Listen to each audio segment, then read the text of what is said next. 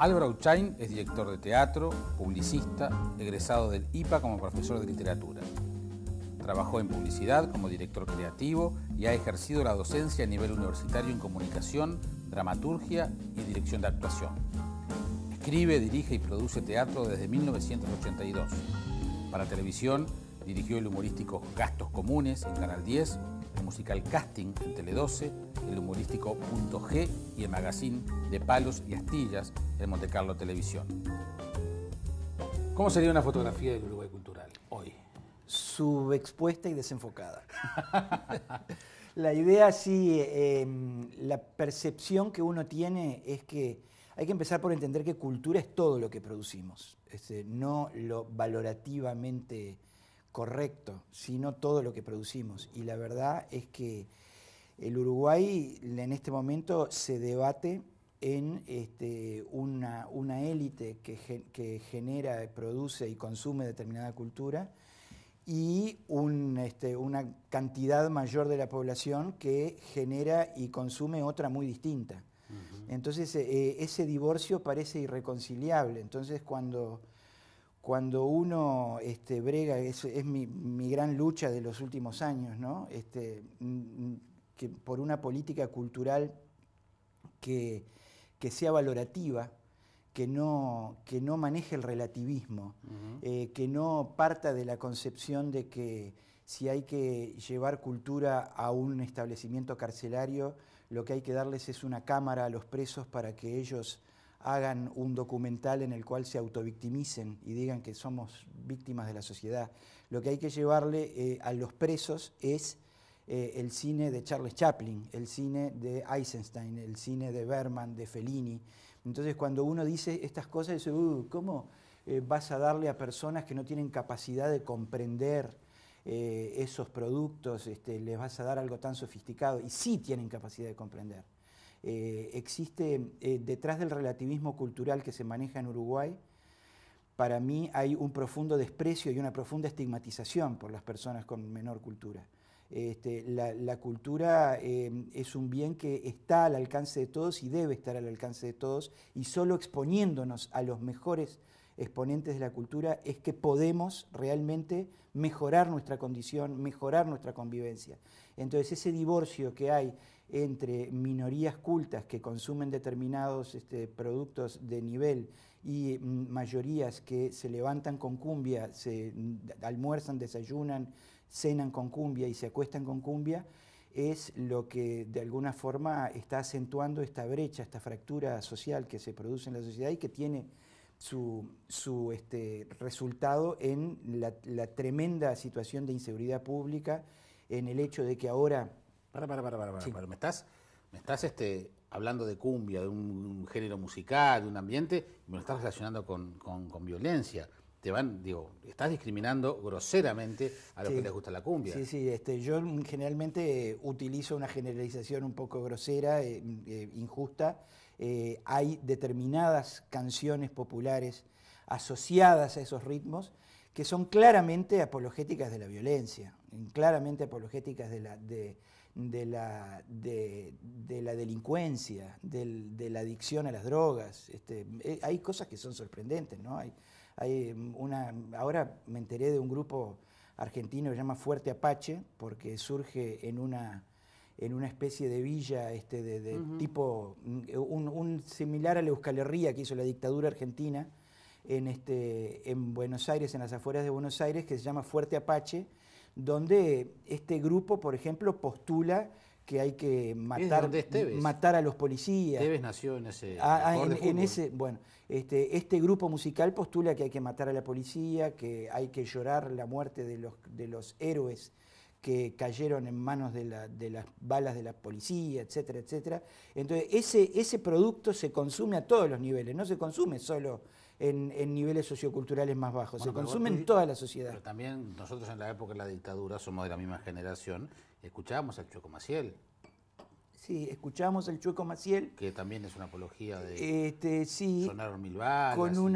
con una connotación que es un poco lo que nos tiene anestesiados ahora en cuanto a al relativismo cultural. La connotación que tenía Biglietti en aquellos años era una connotación de enfrentamiento social por la justicia. La connotación que tienen los actuales impulsores de ese tipo de cumbias y reggaetones que juegan siempre en el borde de la legalidad es otra muy distinta, es reivindicar el desorden. O sea, ya no hay detrás un proyecto ni político, ni económico, ni de justicia social. Entonces, en ese contexto hay toda una gran movida cultural que además funciona porque es redituable, porque hace que haya gente que se esté llenando de plata con esa movida cultural, que es una contracultura. Entonces, cuando uno dice algo tan simple como que el Sinfónica Municipal y la Orquesta del Sodre tendría que estar absolutamente todas las semanas recorriendo todos los barrios de Montevideo, toda la ciudad del interior, llevando Mozart y Beethoven, uno dice, vos porque sos un intelectual, porque te pensás que no sé qué, y no es ser un intelectual, o sea, hay experiencias concretas que demuestran que la alta cultura, la cultura valorable estéticamente y la cultura que enriquece la sensibilidad y el conocimiento de las personas, es positiva para la sociedad. Hoy la teoría es exactamente la contraria, que esos grupos orquestales, sinfónica, banda, etcétera, etcétera, se acerquen o convoquen a músicos populares y sean los que actúen justamente, como que hay una especie de complejo. Sí. ¿No? Hay como un miedo, es esto que está pasando ahora con las exoneraciones de las empresas a las universidades privadas. Hay como un miedo a la calidad. ¿Por qué? Porque si yo postulo la calidad, entonces estoy siendo estigmatizante, estoy discriminando. Y la verdad es que la calidad es la calidad. No es lo mismo los pibes chorros que Mozart.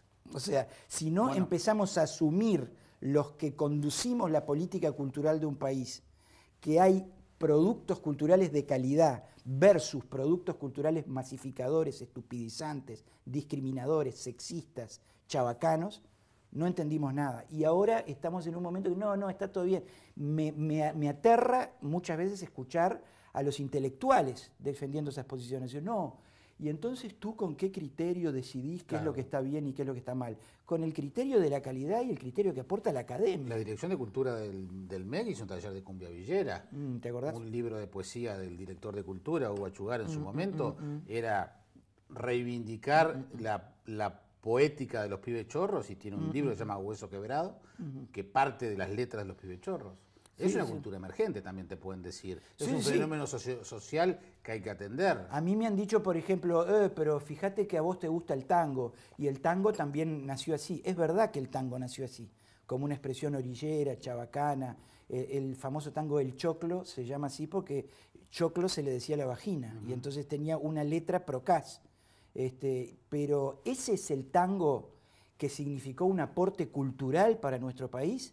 O el tango que significó un aporte cultural para nuestro país es la poesía maravillosa de Homero Mansi, de Cátulo Castillo, de los hermanos Espósito. Pero entonces, si tú no querés esas canciones sexistas y discriminadoras, etcétera, etcétera, entonces quiere decir, estoy haciendo un razonamiento muy lineal, quiere decir que entonces apoyás que haya concursos de humor no sexistas, reírnos de otra cosa, que no discriminen, o los llamados a concursos literarios que no hablen. No. Sin duda, esa es la contracara justamente del problema. Es la contracara del problema. Estamos viviendo una época en que en lugar de atender a las cosas importantes, se atiende a la corrección política. Y a la corrección política como una especie de enfermedad infantil del izquierdismo por la cual todo debe pasar por determinados carriles que sean aprobados por los sabiondos del Estado. De lo que se trata es de un Estado que permita la creación, que no se meta en la libertad del creador de hacer lo que quiera, pero que, sin lugar a dudas, valorice aquello que significa enriquecedor para la sociedad y no un manejo pueril, tonto, torpe, con intenciones de estupidizar más a la gente. Esto me hace acordar a cuando la dictadura en tu primera obra te prohibió a vos no entrar porque eras menor. Sí, era en la dictadura, pero era el Consejo del Niño en esa época, lo que hoy sería el INAU. Yo la escribí con 17 años y fue no apta 18 con advertencia al espectador que contiene escenas que pueden afectar la sensibilidad verbal. Y esta suerte de militancia, con estos temas que tú estás teniendo públicamente, a través de las redes sociales, a través de tus columnas, tus participaciones en los medios, también, y justamente tiene que ver con los medios la pregunta, tiene que ver con un llamado de atención a lo que, creo que es deporte nacional pegarle a Tinelli, pero a lo que se ha llamado la tinelización, determinados programas o determinados estilos de programas. Entonces eso tiene que ver con el tema de los medios. Y a mí me preocupa cuando alguien que admiro tanto como tú dice, bueno, pero no pueden haber programas de chimentos argentinos, etcétera, etcétera. Entonces, de alguna manera estás diciendo, ¿hay que regular los medios? No, para nada. No, yo creo que justamente el camino no es el de la censura, ni la regulación, ni la limitación, sino que el camino es el de una producción cultural estatal poderosa, con alta inversión, que contrapese las estupideces que premia el mercado. Digo, esto en el teatro tiene un referente muy claro, que es la Comedia Nacional. O sea, nosotros los montevideanos estamos subsidiando una institución que le gustará a algunos, no les gustará a otros, pero realiza una programación teatral de calidad, de alta calidad. Yo creo que tendría que hacer muchas más cosas, tendría que estar mucho más presente en todos los rincones de la ciudad y en todas las ciudades del país, pero lo que hace está muy bien. Bueno, ahí hay un Estado que está incidiendo para que la programación teatral de Montevideo no sea la que dicte el público que paga entradas de 1.500 pesos para ver a los argentinos chotos que van al metro con las chiquilinas con las polleritas cortitas. Entonces, si hay un Estado presente que permite que se vean textos de autores nacionales como los que mencionábamos hoy, que hoy están al mismo tiempo en cartel, Santiago Sanguinetti, Franklin Rodríguez, Milton Esquinca, sí, Dino Armas. Bueno, si hay un Estado presente que está invirtiendo en eso, debería estar presente también en la televisión. Es absolutamente insuficiente lo que hace el Estado a nivel de la industria audiovisual. Tendría que hacer mucho más, porque en la medida que tuviéramos un canal oficial que ofreciera programación de mucha calidad, nacional, identificatoria, con la que realmente nos sintamos comprometidos, eso va a promover un cambio en los gustos del público que va a acercar mucho más a esas empresas comerciales, que son los canales privados, para que hagan cosas de calidad. Así todo, hay que decir que la industria audiovisual está llevada adelante en nuestro país por verdaderos héroes, que son los productores privados, que han perdido plata sistemáticamente, estoy pensando en las patriadas de Óscar Esteves, estoy pensando en patriadas de tantos ganadores del FONA, por ejemplo, que es un pequeño fondo que se pone a disposición de la gente, pero que después terminan poniendo plata de su bolsillo, embargando sus propios apartamentos, hipotecándolos como para poder realizar su sueño de su producción audiovisual. Bueno, ahí debería el Estado tener una actitud mucho más fuerte, mucho más intensa de subsidio, de apoyo, para que la voz que se escuche en los medios masivos no sea solo la correcta a nivel de los gustos del mercado, el Jorge Rial, el otro Ventura y todas las estupideces, ¿no? Viene la ley de medios, ¿no? En algún momento va a llegar con mayor modificación o no, se está discutiendo.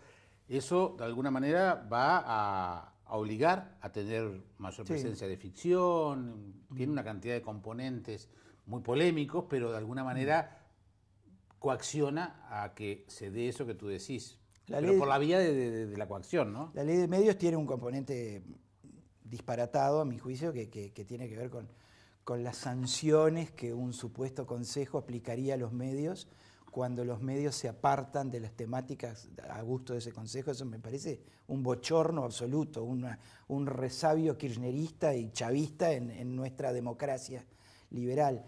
Pero en lo que tiene que ver con las cuotas, el planteo de la ley de medios es atendible, me parece atendible, con las cuotas de producción nacional.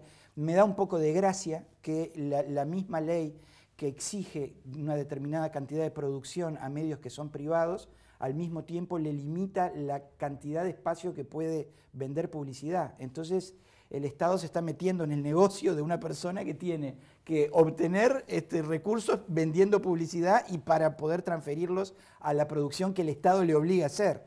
Eso es un poco la demostración del pensamiento mágico que suele mover a nuestro gobierno, pero de todas maneras no hay duda que establecer determinadas cuotas de pantalla le va a hacer bien al país, no porque el artista deba ser protegido, amparado, deba ser engordado por el Estado, no es esa la idea, o por los empresarios privados, sino porque debemos construir una industria audiovisual propia, porque en eso nos va nuestra identidad como nación. O sea, nosotros somos un país diferente a los otros países, no por Artigas y por Valle y Ordóñez y por Aparicio Saravia y Sereñi. Somos un país diferente por Onetti, por Idea Vilariño. Somos un país diferente por Mercedes Vigil, por los intelectuales y los artistas, que han, yo qué sé, mil ejemplos.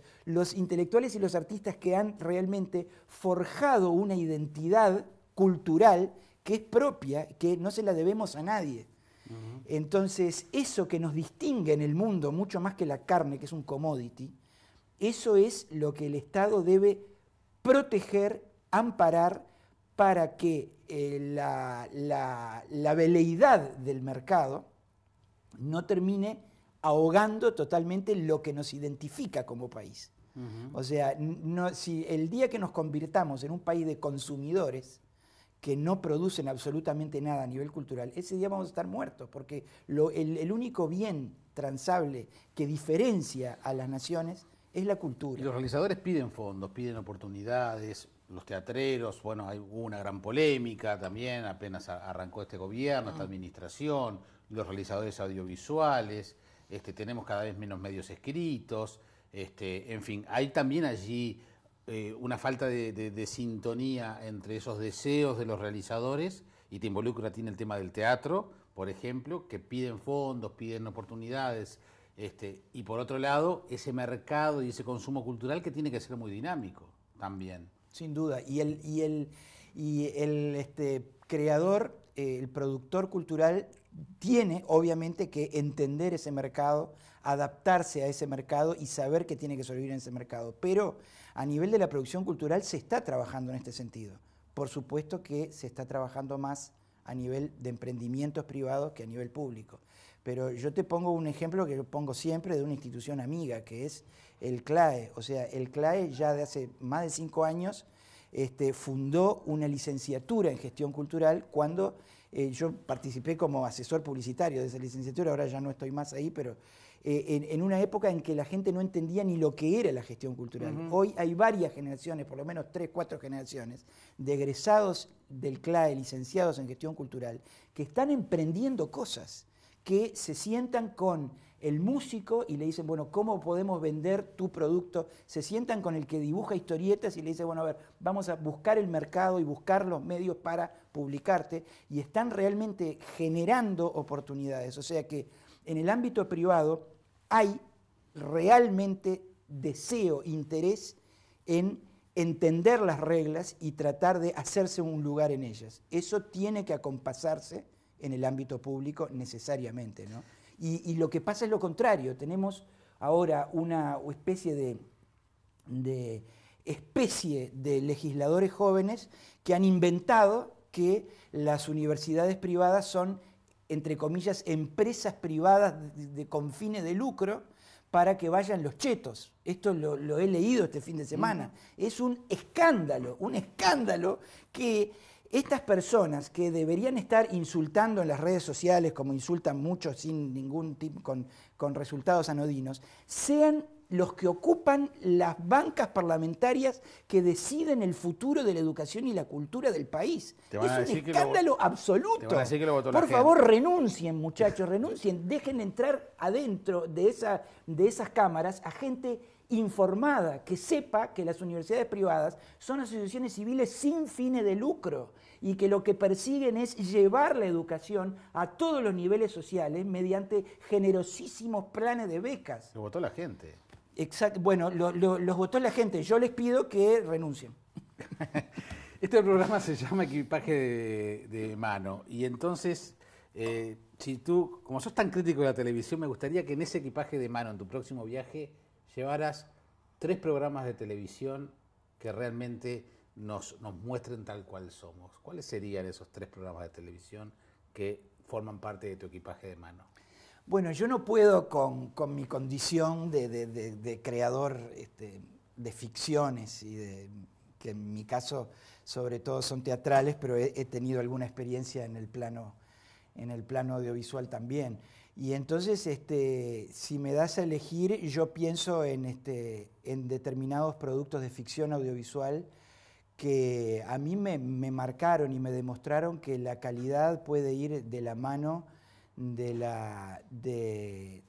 una producción uruguaya con recursos limitados. Nombrémoslos. Y estoy pensando, por ejemplo, en esa patriada de Óscar Esteves que se llamó Uruguayos Campeones, en la que se trajo a un loco genial como Adrián Caetano. La única ficción uruguaya que trascendió. La única que trascendió fronteras y que se vio en toda Latinoamérica exactamente. Que fue, hacías de cura vos, ¿no? Yo hice de cura, sí. Un cura lo que es la ficción. Un cura muy particular que fumaba porro y que era jefe de Barra Brava. Pero esa ficción, la verdad es que significó en muchos sentidos un antes y un después y fue un símbolo en sí mismo de la imposibilidad de generar proyectos ambiciosos en Uruguay, porque tuvo un desenvolvimiento económico y financiero terriblemente complicado. Otra que me viene a la mente es Adicciones, que al igual que Uruguayos Campeones, fue un emprendimiento totalmente privado, nadie puso a nivel de grandes empresas ni del Estado un mango en ese proyecto y sin embargo se generaron creo que 12 capítulos de una calidad audiovisual excelente, con excelentes realizadores, con excelentes actores. Se demostró que esa pavada que se dice que los actores uruguayos son actores acostumbrados al teatro y no a la televisión es mentira, porque basta ver que hoy César Troncoso es estrella del cine brasileño, o sea que está a la par de los grandes actores del cine brasileño, y Roxana Blanco lo mismo a nivel iberoamericano. Entonces, esas dos se me ocurren ahora como ejemplos de los caminos que hay que seguir. Si nosotros, ¿qué pasaba con el Uruguay de las épocas que tanto ha estudiado con tanta claridad Mercedes Vigil en sus novelas históricas? Era un Uruguay seguro de sí mismo, que era audaz y se proponía metas ambiciosas y las llevaba adelante. El Uruguay optimista, por ejemplo, del que habla Sanguinetti en su libro sobre Valle Verres. Ahora, ¿qué pasó con este Uruguay? Estamos en un Uruguay al revés, un Uruguay en la retaguardia, un Uruguay en el que hacemos proyectos chiquitos que podamos realmente concretar, que tratamos además de no hacerle, no generarle ningún escozor al Estado, porque sabemos que el Estado es nuestro salvataje siempre, y entonces no vamos a estar mal con los gobernantes de turno, y en esa chatura y en esa mediocridad es que no podemos construir una cultura que nos libere como nación. Sos de viajar mucho, por lo menos a Guatemala, ¿no? Guatemala cada 2 años por lo menos voy por mi hijo y mis nietas. Yo tengo 2 nietas divinas en Guatemala que me dicen, Lito Álvaro, ¿cómo estás? Entonces me derriten y viajo mucho por eso. Sí. Bueno, entonces la gente de Aeropuertos VIP Club te da la posibilidad que en ese próximo viaje, esperemos que sea antes de 2 años, puedas usufructuar los servicios fantásticos de la sala VIP de partidas, no en esta que es la de llegada, sino la de partida, y que te sientas un poco más cómodo en Pero este mirá qué aeropuerto lindo. Carrasco. Buenísimo. Todo por el agradecimiento y reconocimiento que hayas venido. Muchísimas Álvaro. gracias a ti, Ha un sido placer. gustazo, ¿eh? Un Pásate placer bien. enorme. Chao.